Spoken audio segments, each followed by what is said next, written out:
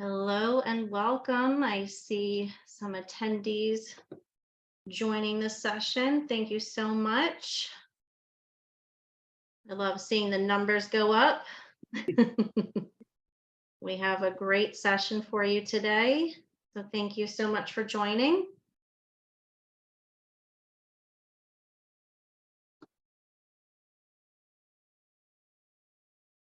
All right. I see the numbers continue to rise, but let's go ahead and get started because I think we have a wonderful presentation for you today and you guys will really enjoy this. Hello, my name is Jessica Kilman and welcome to our Sterling Martin Associates webinar series. I am the Director of Client Services with Sterling Martin Associates. I'd like to introduce you to our topic today, Leading for High Performance in Virtual Office Setting. Just to cover a few Zoom webinar housekeeping items, we have turned everyone's cameras off, except for the panelists, of course, and your audio has also been muted by default. The chat feature has also been disabled. However, we do have the Q&A button active for you, and we do urge you to please ask us questions. I will try to incorporate them into our session, and we do have a second afterwards that we will hopefully be able to answer that we're unable to answer. However, we do have a final slide that has everyone's information on it for email, and we welcome you to please contact our panelists directly if we do not get to your question. We also would love to hear your feedback, so please also in the Q&A, give us some of your tips of the trade, give us some of your top items that you'd like for us to cover. Please feel free to go ahead and submit it through that. Now I'm going to turn it over to Karen Lombardo, who's going to do our panelist introductions. But while she's doing that, I'm going to go ahead and present you all with a poll that we would love to hear your current situation right now in this virtual world. I will go ahead and share that poll with everybody. It will populate on your screen. And then once our introductions are over, we will be happy to share the results with you. Great. Are you moving to the next slide? There we go. Wonderful. Well, hello, everyone. I'm so glad that you're here. My name is Karen Lombardo. I am the Vice President of Search Operations for Sterling Martin, and I welcome you to our webinar today. We have a great group of panelists here. So I'm going to ask them each to introduce themselves and also talk a little bit about their experience, how long they've worked in a virtual setting, that sort of thing. So I will kick it over to Lakia, who is first on our list of panelists. Good afternoon, everyone. I am Lakia E. Lamb, principal of Magnificent Differences Consulting, an HR outsourcing firm. I've been in HR in business operations for 25 years. Sometimes that number shocks me. For 25 years in the for-profit and nonprofit sectors, having worked a total at this point, virtually, probably 7 to 10 years. Prior to the pandemic, I worked in fully remote organizations when it was just a cliche. And at the start of the pandemic, I actually helped to activate an organization from being a fully in-person organization to fully remote, upwards of about 80 employees in less than 7 days, like most people. And one of the things, I think that's one of the highlights, I will believe, of my career is that we were able to do it without error in a way that was clean and efficient for not just the back end operations, but also for the staff. I'm excited to be here with my panelists today and jump into some good information. Great, thank you, Lakia. And I'll introduce or kick it over to Cassandra Isidro to introduce herself. Thanks, Karen, and thank you for the opportunity and to my fellow panelists today. I am with the Amputee Coalition. We support those living with limb loss and limb difference, which is a population of about 4 million people in the world today that we support. I'm happy to be here. I've been in a remote environment, fully remote since 2015 in 2 different organizations. And I would not trade anything for myself or for productivity within organizations for life work balance for this environment. I think it is an incredibly effective environment for all jobs, all work, all organizations, and I'm happy to join and answer questions today. Great. And Tamara Walker, tell us about yourself.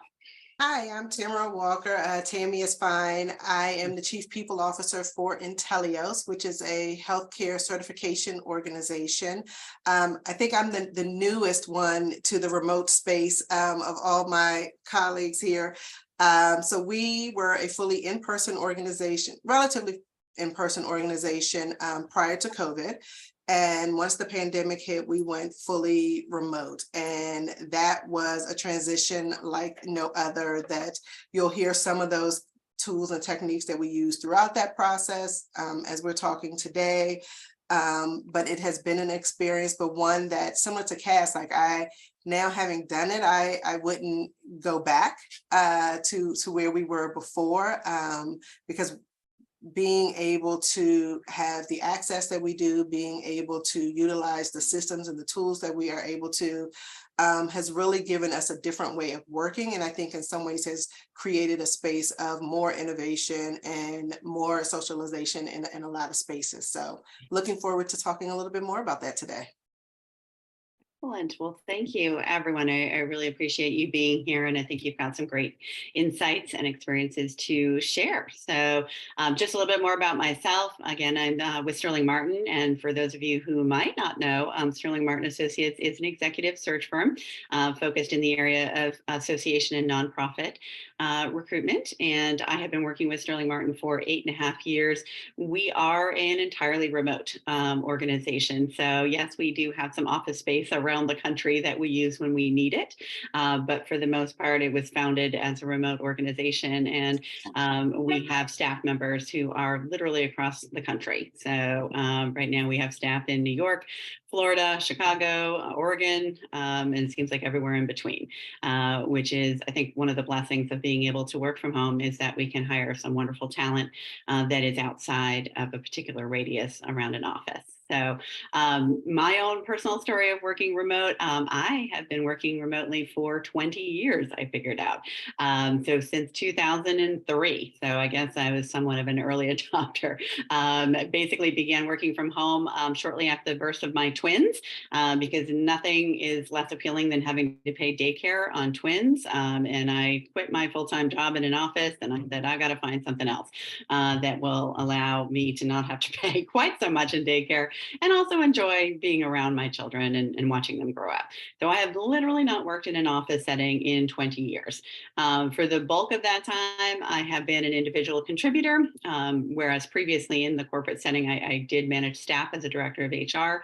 But over the last few years, I have taken on a leadership role here within SMA and have really had the pleasure of working with some amazing, high-performing, highly experienced team members here. And it just kind of brought up the idea of this webinar of, things are different now. So back when I was managing staff in a corporate setting, I could just walk into my staff member's office and sit down, have a Monday morning chat at 9 a.m. about what we did over the weekend, and then talk about our agenda for the day or the week. It's a totally different relationship now.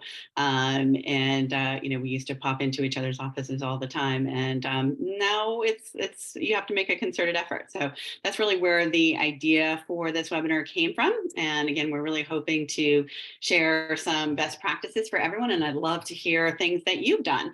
If you've found a particular practice that has really worked for you all, then we'd love to hear it. So please put it in the Q&A and Jessica will share it out for us. But I thought I'd start with, actually, Jess, did we get some stats yet on the poll? We did. Excellent. Oh, great. So about half of us are fully virtual, it looks like, and half are hybrid right now. Thank you so much for answering that. I think that's very common. So thank you very much. So I just wanted to, before we launched into our discussion, talk a little bit about the history of working in a remote situation, a virtual or telework situation.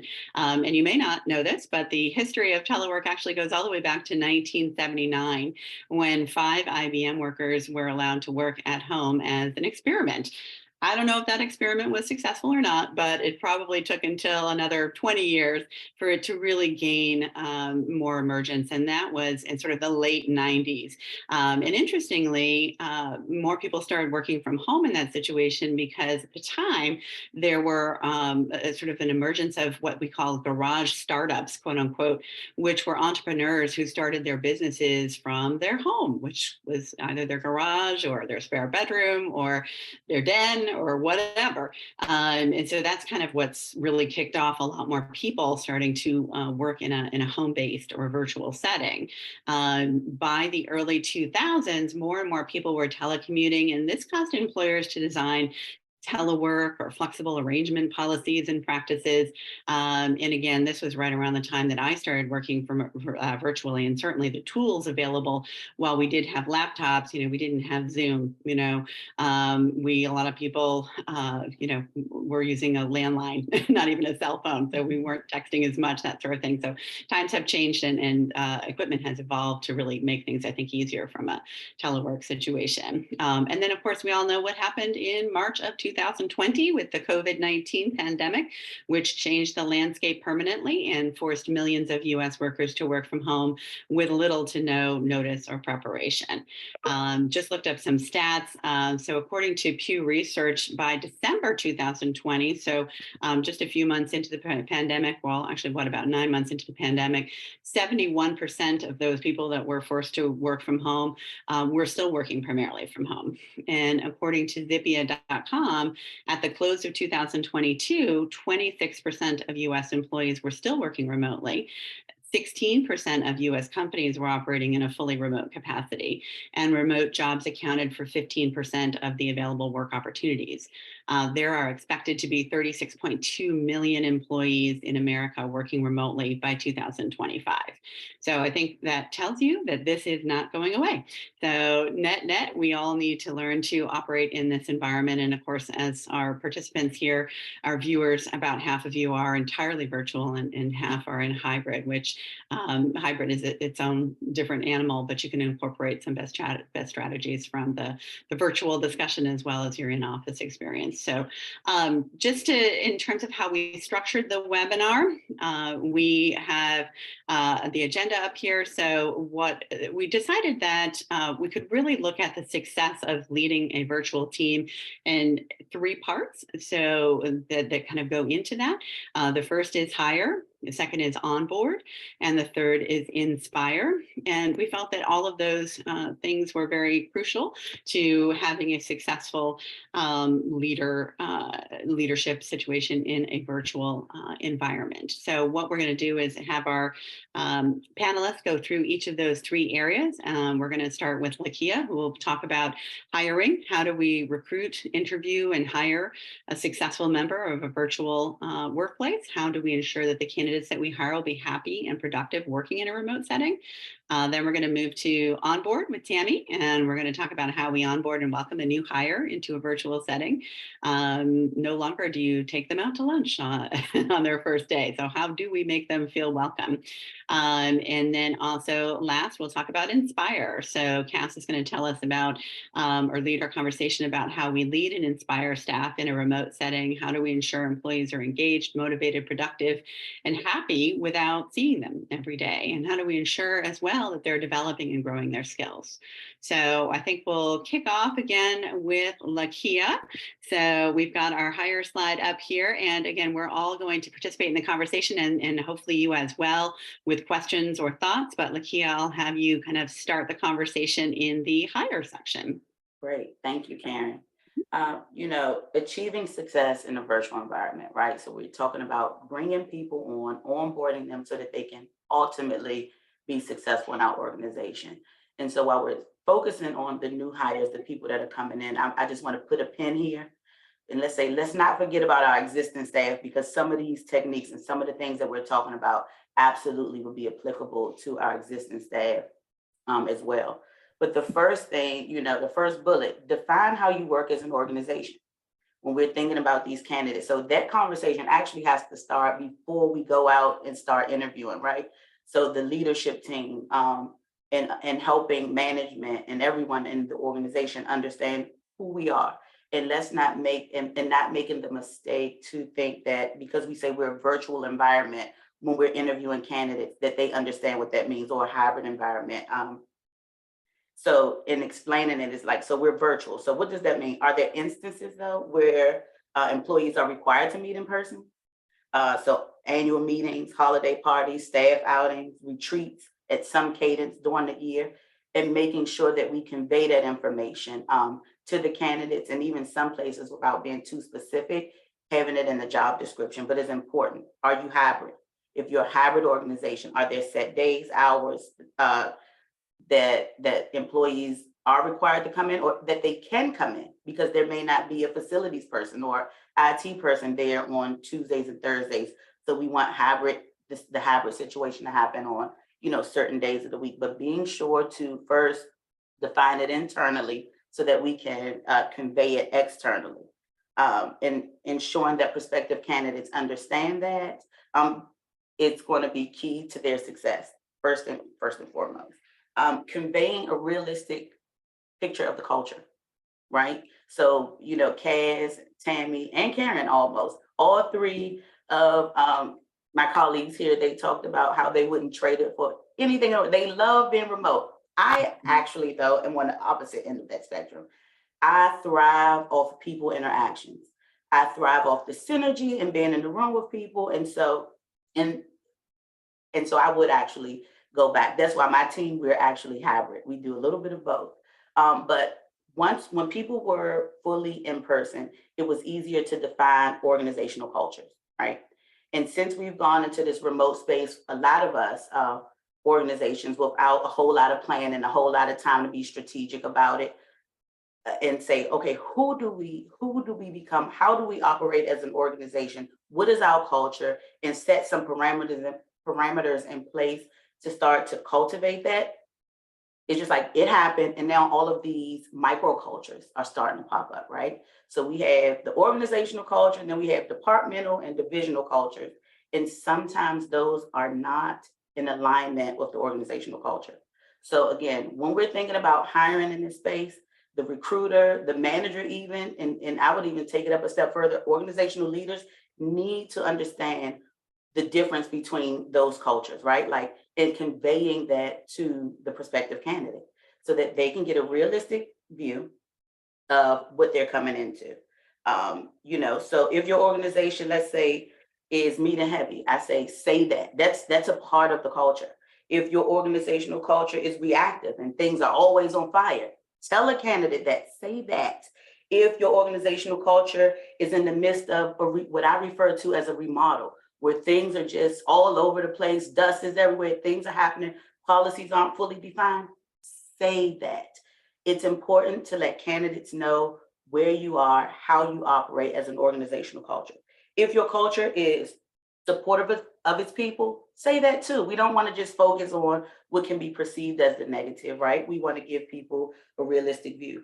Provide details on your benefits at a deeper level. Let's not make assumptions. Do you have professional development funds and tuition reimbursements? Make sure that we're telling people this, because that too is part of the culture that a lot of times us recruiters, managers, we forget to talk about because it's second nature.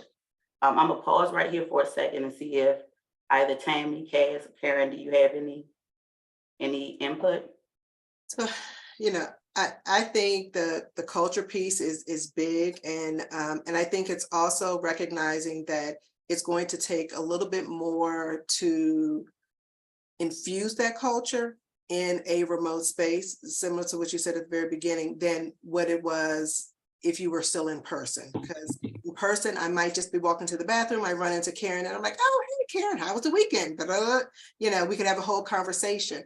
Now I have to be a little more intentional. Like if I want to speak to Karen, I either set up a Zoom or do something to do that. But I think it's important to find the ways to be able to continue to infuse so that everyone is at least at an organizational level seeing who you are as an organization, because there are the microcultures, and sometimes, many times actually, they speak louder than the org culture.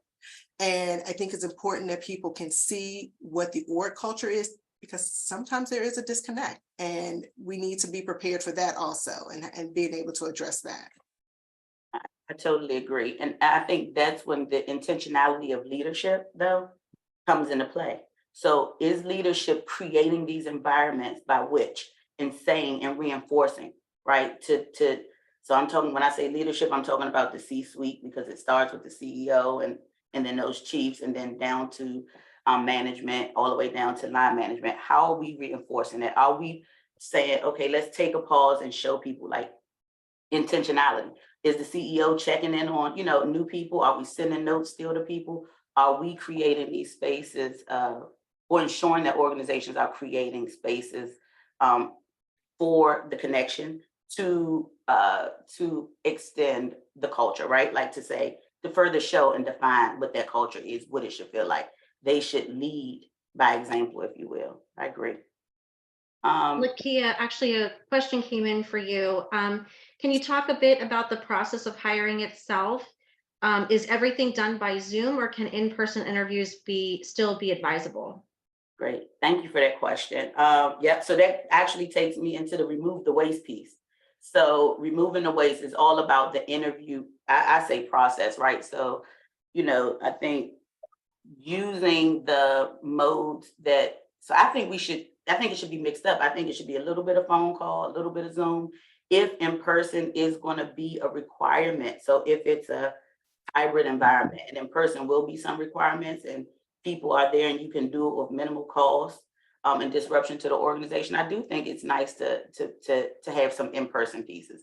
But stating that early in the process so that the candidates know, so that the candidates understand, having a clearly defined process, not just for the candidates, but also for the hiring managers, so that nothing is a surprise, when you get halfway through and it's like, oh, we gotta, meet in the middle. I think creating a space that meets people where they are, that breaks it up, and that allow meaningful touch points as you're going through the recruitment process will help to find a better match, right? Will help to find a better match. Again, in terms of removing the waste, a lot of times in these days and time, we say more people operate with more. You want to have 100-step process because it feels so like we're really doing this thing. My motto is less is best. Like, let's look at this process and figure out what are the meaningful touch points. How do we connect with our people without overwhelming them, the candidate, and our hiring manager? Because we know when we start off most of these calls and we're talking to our fellow colleagues, what do we say? Oh, I'm so busy. Everybody's busy. People aren't making this up. So let's, in the places that we can, remove waste from the hiring process.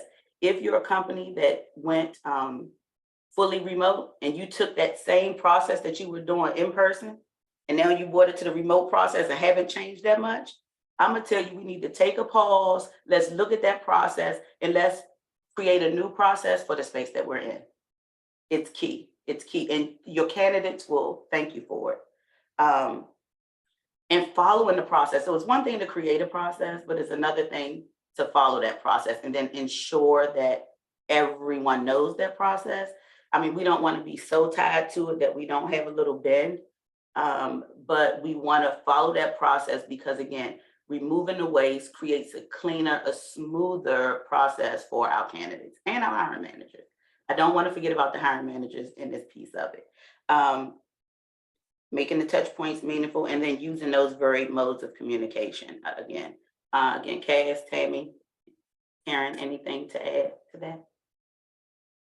No.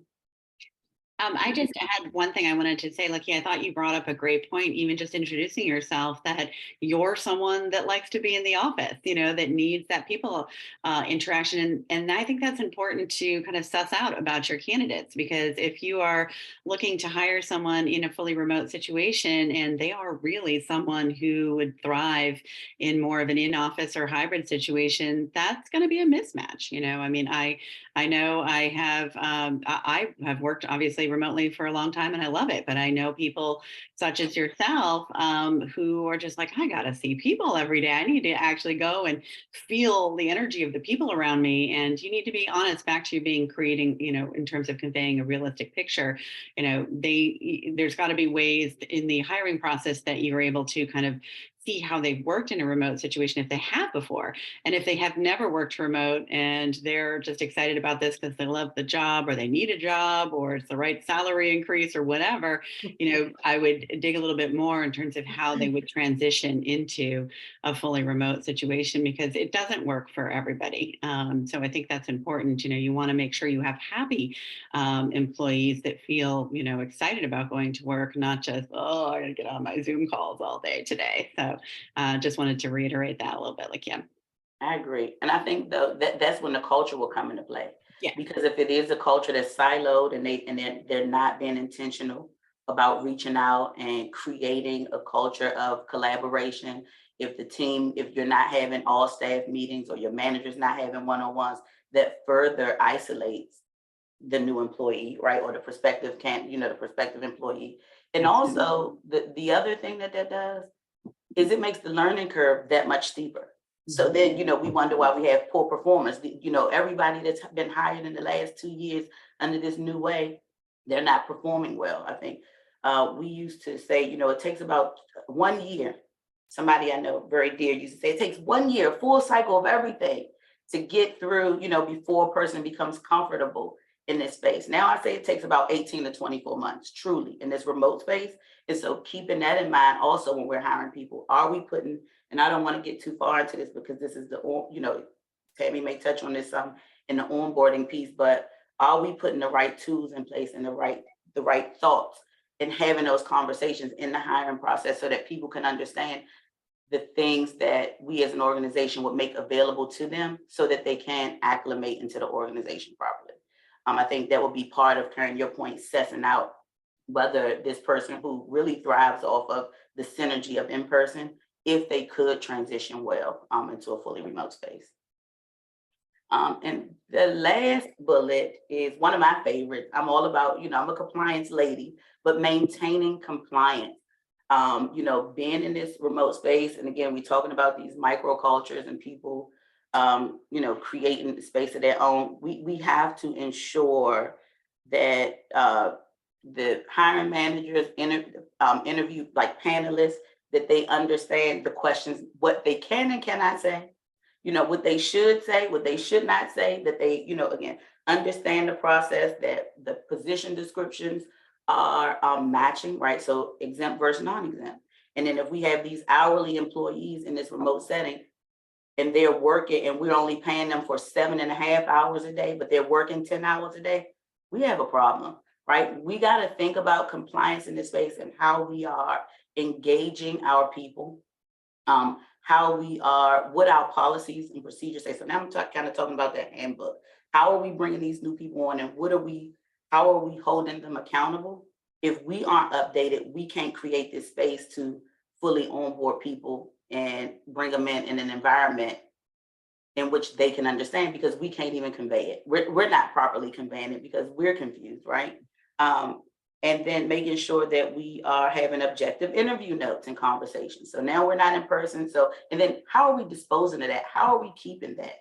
So ensuring as organizations that we're making sure that the managers, the hiring managers and panelists know what to do with their interview notes, that if they have information from candidates that is sensitive and confidential, what should they do with that? And thinking about how we are training people, our internal people, on how to approach candidates in these one-on-one situations in this virtual environment. So can I just add one thing to that? Because I think, when Lakia talked about the do's and don'ts in terms of, questions and things to ask during the hiring process, being now in a much more remote space also gives a level of exposure that many did not have before. So right now you get to see most of our backgrounds. And in those backgrounds, there are pictures, there are books, there could be a saying, there could be any one of these things. It could be my child running behind me. It could be any of those things happening in that respective moment. And so being able to still remain objective and in a space now having a level of information that you didn't know before about a person and that you wouldn't have gotten had we just been on in person. And so I do think that also requires a different level, a different skill set as you're going through the interview process of just knowing how to really kind of separate those things and recognize that, those things still should not matter, despite the fact that now you have exposure and access into seeing those things. I would just echo that, Tammy, as well. You have to think about the environment of the person interviewing and how comfortable they are. Like, we can say 3 years pandemic, we're all comfortable on Zoom, but the reality is we're not the same people on Zoom as we are in person. You don't feel the energy, you don't connect in the same way. Our body language is different. And those are all cues during an interview that you're trying to manage. And so it's something to just a heightened level of awareness to have around your decision making and our biases that may come with those things. And Cass, this might be a good one for you. Can the panel elaborate on the tools they use besides Zoom to promote the open door philosophy? Do you want to You heard on My Inspire, we love chat, Yeah. like Slack, Teams, having it on, being able to just pop questions in there. We've traditionally, and I say we, this is 2 organizations now, we've had Monday, Friday messages, and those are everything from hello and an inspirational quote to what's your best dog pick from the weekend. So finding those opportunities to make that literally the water cooler conversation all the time really help build all those level of culture that Lakia was mentioning. Very intentional. Very intentional. Coming from the CEO. Yeah. Certainly, yes. So that pretty much concludes, maintaining compliance. My piece on hire, unless there are any questions. Great, thank you. So I think, that was a great segue into this next piece, which is the onboarding piece. And, because who doesn't love a great acronym? Being able to keep the pace, the pace of things is so important during this process. And by pace, you first start with, even before the individual comes on board, is plan. Have a plan. How often has someone showed up on their first day and you don't know, they don't know where they're supposed to go? Will they have equipment? What's happening? Like, there's no plan for them. And so it's important that even before the individual comes on, that you set that in motion, that you get the players in place that you need to, that everyone knows what their role is supposed to be, the purpose of the interaction with the new candidate. All of that is important as you're going through it. What is their onboarding process going to look like? And it's important to also just think beyond the kind of the moment of that first day, even that first week, because to Lakia's point, being able to go through almost a full cycle of everything is where we are before people start to really feel comfortable. And in a time and space when we are moving at such rapid pace and everything seems to just be coming in all kinds of directions, being able to control the pace within your own organization and for that new hire becomes important. I've been working long enough that I can remember where there was what we used to call the honeymoon period. It was this kind of slower period of time. You get into it, you get to learn about the organization, all of that. Give people a honeymoon period again. Allow them an opportunity to get to know your organization. Once you have the plan in place, it's also important to make sure then that you're automating things. So Lakia spoke up to this earlier. You can't have the same systems that you had in the policies and the processes and all of those things that you had when you were fully in person now be that in this remote setting. You can't still have paper documents in a virtual space. I mean, you can, but let's just say that's makes it a little bit challenging. So, automate your process as much as possible and simplify it. Make it so that the process is as seamless as it can be. Make sure that it is, that the workflows are set up. There's so many tools out there. There's so many systems. And in some ways, I would say there may be too many of those things because you just never know what to go with. But start somewhere. Don't become paralyzed because you can't think beyond what you've been used to. So the automation piece is really critical when you're in a remote setting because the communication, the ease of communication, the workflow, all of that is so central and important, especially when you're in a remote space, because learning a person's intention, learning about a person, the things that you would learn when you were in person, you don't always get that immediately in a remote space. And so by automating these things and doing that, it helps to kind of take out some guesswork. It helps to be able to, make the process smoother, which leads to really the next piece, which is about creation. And when you think about creation, it's, not only what is the environment that you're creating, but what are the systems that you have in place? What are the policies that you have in place? What are the programs that you have in place? Thinking about your benefits, so when, so for us, for example, when we first moved into a fully remote space, we gave all of our staff and actually the temps that we had working with us a stipend to make what we call make your workspace work. So they each got an amount of money that they could use to make their workspace work for them. Why? Because most of our staff had never worked remotely before. So they didn't have a great chair. They didn't have a desk space. They didn't have a pack of pens sitting by there. I mean, just the basic things that you get when you're in the office, they didn't have those things. And so giving them the opportunity to upgrade their internet. So we did that. So no, we're not paying the monthly fee for their internet services, but if it cost you $100 to get, your internet upgraded to the next level so that you could work better, we gave you that. So being able to offer that to your staff in this remote space becomes important because it's expensive working from home and not everybody, to Cass's point earlier, you don't know what the environment is. So, I may have an office, but someone else may have their kitchen table and that's the only space that they have. And so how can we make it so that it is as flexible for them and as easy for them as possible? So thinking about in this creation mode, what are some of the benefits that you're going to offer and maybe alter to be able to support the work environment that that you currently have? What are some of the conversations that you're going to be very intentional about? What are some of the ways you're going to modify your performance and how you're measuring performance? Because now it looks different. So if you were of the school of thought of, oh, I have to see you to know that you are working. Well, guess what?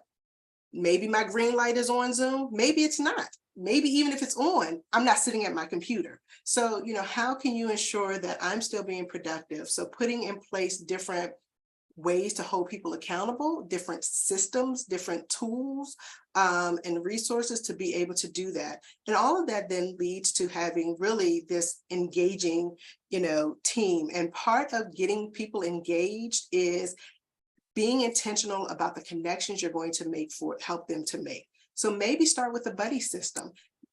Pair them with somebody who's not in their department or their division, somebody who can help them learn the organizational norms, help them to know. So do we do everything on Zoom or do we use Teams or do we use Slack? When do I email somebody? How do I know what Asana? So we use Asana for project management. When am I supposed to use Asana?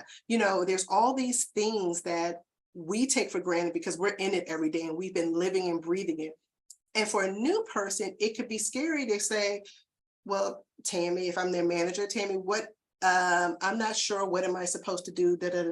But if Cass is their counterpart, they may be like, Cass, or their buddy, Cass, can you please tell me about this, CEO meeting that happens every month. Like, do I have to go to that? What is that even about? And so I think that that's an important piece, is ensuring that there is some kind of buddy system in that process to allow people to really be able to get to know and understand the organization.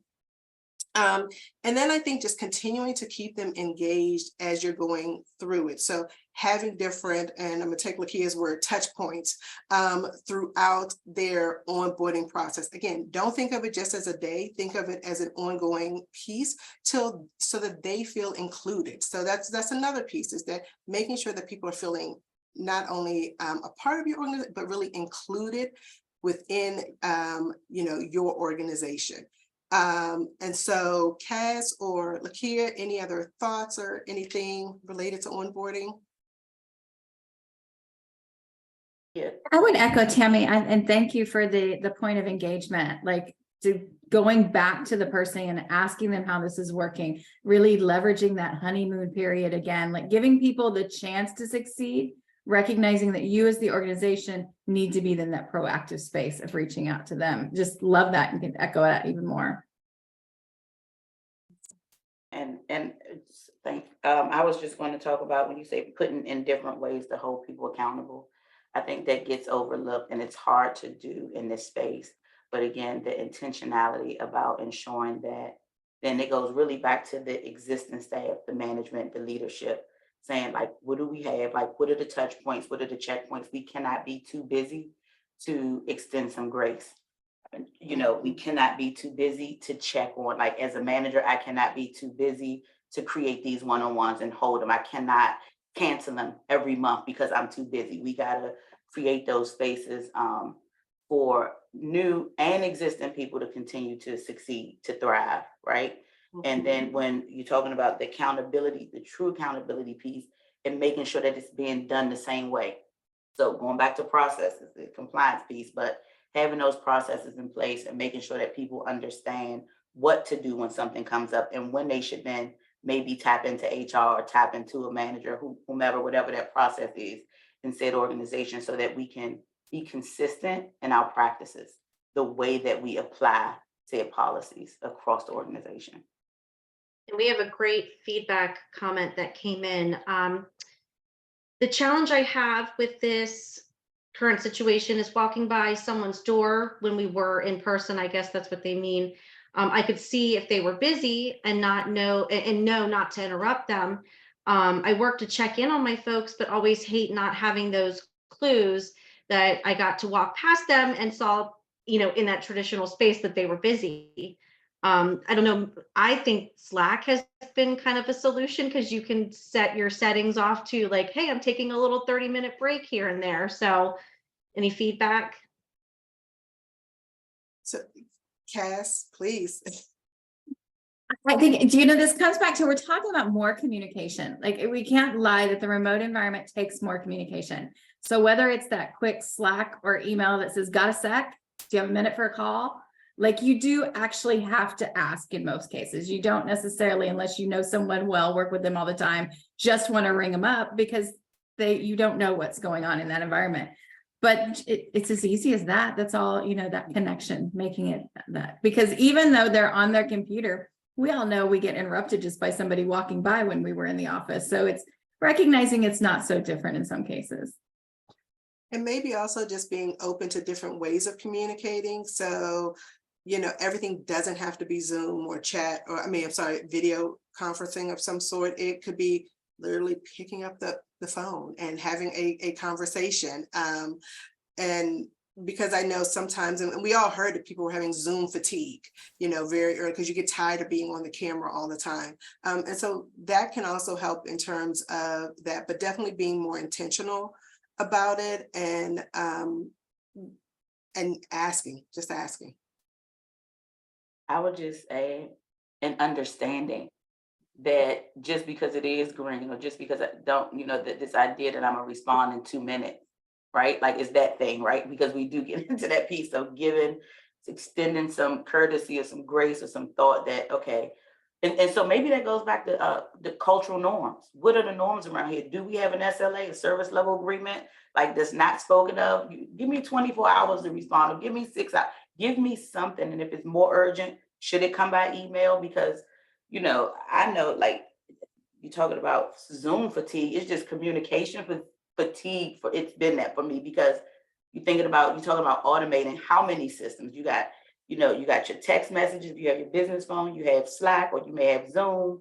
You have all of these ways, and then it's keeping up with, how did I get this information? And then I thought I saw an email from Tammy, and I thought I saw something from Cass too. Now, where do I find this at? But I guess trying to ensure that we're not, to Tammy, like overdoing it in terms of the systems, and that we're creating, and then Cass said this, like a way so everything's happening on Slack. We're not doing this, the tea time or the water cooler time and email too, per se. It's all happening in this one space. Well, no, I agree. And I think that, so having people engaged is, I think, important, but, it's what happens then after. So we've gotten them on board, they're here now, and I'm gonna turn it over to Ms. Cass here, and, and tell us, like, how do we inspire them? How do we keep them engaged and going once they're here?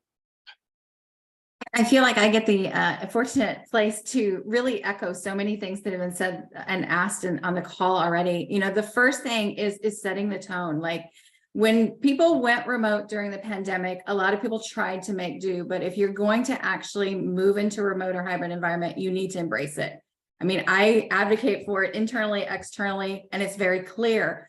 But even throughout the organization, folks who would rather be in an office, if you work in a remote environment, you have to embrace it too. You can't just review every single day, every single activity as a substitute. It really builds the environment to say, we are so happy to be remote. We are so happy that folks are not commuting, that you have flexibility, that you have all of these things. So we're all making it work, and here we go. I think this one, when we had our notes, I didn't recognize this got backwards. I actually said stay connected via phone as well as video. I'm not a tremendous fan of video, in all honesty. I would rather have my baseball cap on and having walked this morning and not have to worry how I have to look.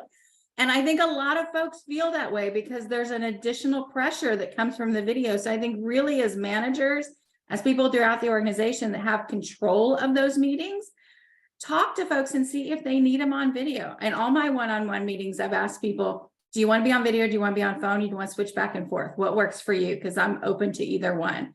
Yes, we do need to have regular meetings where we see people, because there's a health and wellness aspect there that we need to connect with people, but it doesn't always have to be video. And I feel like many organizations, when they went remote, they automatically threw everything up on video because they needed to see people. So being flexible.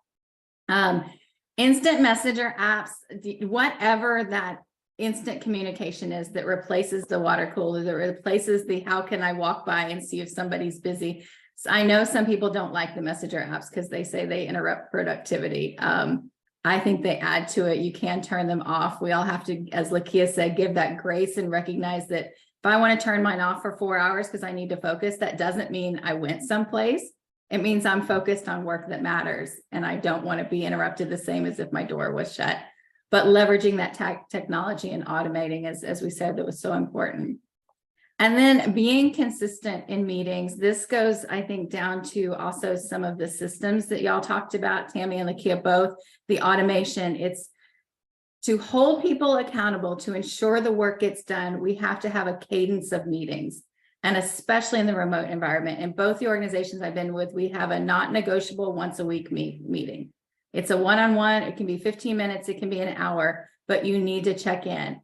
And it's so often we've had folks where systems have went awry over the years and they've said, oh, we knew everything was fine. We didn't check in. 3 weeks go by and we're having a performance issue conversation because they never had that physical connection with somebody, whether it was Zoom or phone. So being consistent about those and putting those in the policies for the organization and making sure, again, that reflects where you are. I like to chit chat, as you can probably tell. And I think that recognition first, that when people come to meetings on Zoom, when they come on a phone call, they are people first. Yeah, we're gathered for an agenda. And when we're in person, that energy comes first. And you do actually greet each other in a space, but we don't have that on Zoom. So figuring out how to be intentional about recognizing people first. How's your day? How you doing? Nice jacket. How was your weekend? You know, whatever it is that gets that energy of your group flowing and starts to build your culture in those meetings is what I've witnessed to be tremendously important. Whether it's onboarding, whether it's connecting folks who don't agree, whether it's getting people together and building that culture. The next one is listening. This is my own observation, is it seems like as we've been a remote or an environment, we've tried to get efficient about things. You know, there are those folks that like to chat.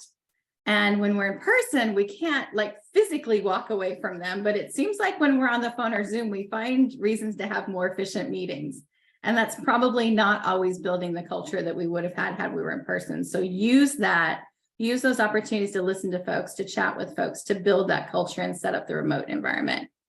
And then the last thing gets up to what Lakia was really, honing in on her last few comments, is those professional development goals, those things that hold people accountable.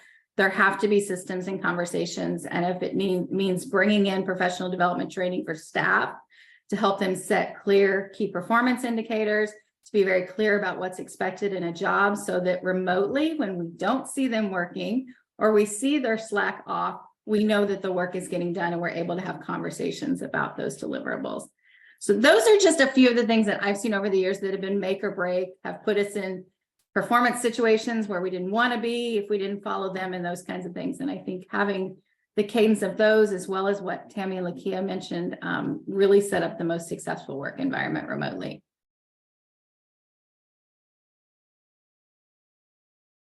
Well, this came in. I'm curious what policies you had to change. For example, a smoke, tobacco-free workplace, family members, minors not being at home during working hours, etc. I would love to hear what Tammy and Lakia think about this. I have 3 kids, and the organization, not my current organization, but the last one I was in, when I came to it, they had a policy against children being in the work environment. And I fought back about it. We finally changed it years later, because the parent was not babysitting. They were not taking care of their child. They were working. And so I do think that that's one that you really have to have conversations about internally, what that looks like. And it comes down to, what the facts are and how you want to operate internally. But I think there's plenty of ways to get around that, and recognizing the situation that people are in and who coexists in a house.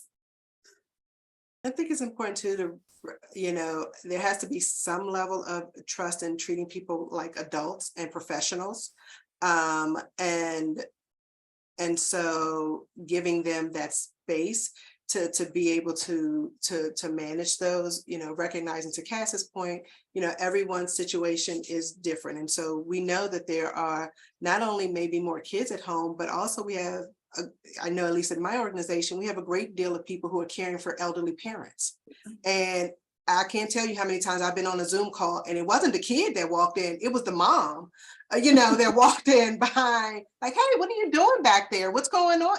And so recognizing that. And so I think that's where there has to be a level of, and Lakia used this word earlier, understanding and grace, because there are some situations that you can control, and then sometimes you can't. And so recognizing that, and that may be a time when I think it's also important we don't always have to be on video. We, maybe can do some things in other ways. I think it's also when you have good systems in place. So it's, I know that you're getting your work done because I can see that those things, are happening. But also recognizing that I think everyone is trying to do their best.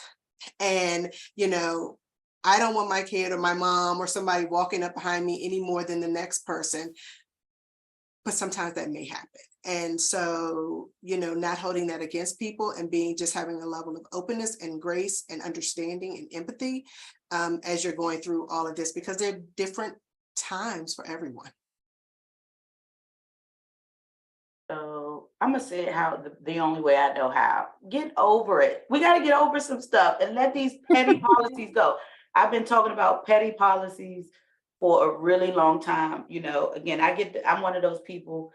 I get the employee handbook and I read it. It's my best novel, right? Like I read it from start to finish. And as I'm going through, I'm writing PP, petty policy, PP, petty policy, because we want people to act like, professionals, and we say everybody's a leader, but then we want to treat them like they're in middle school, right? Like with these policies, you 2 minutes late, we're going to do X, Y, and Z. If you're moving from an in-person environment to that fully remote environment, let's start with removing petty policies. Sometimes it may take the acknowledgement that these policies are petty. If you need some help, you need a truth partner, call me. I'll help you figure out which policies are petty. But it's that idea, right? Like we're in a new space, we got to do something differently, period. We got to think about it differently. The world has shifted. This isn't, that company from 2-3 decades ago. This is a different world. People need different things. Just like associations right now are looking at how do we attract and engage, the new members, younger members, because what members need today aren't the same thing that their grandparents needed 2-3 decades ago. So it's the same thing with our employees. It's the same thing. We have to do it differently. We got to look at it differently. We want them to come. We got to create a space and an environment. And part of it is with our policies, processes, and procedures.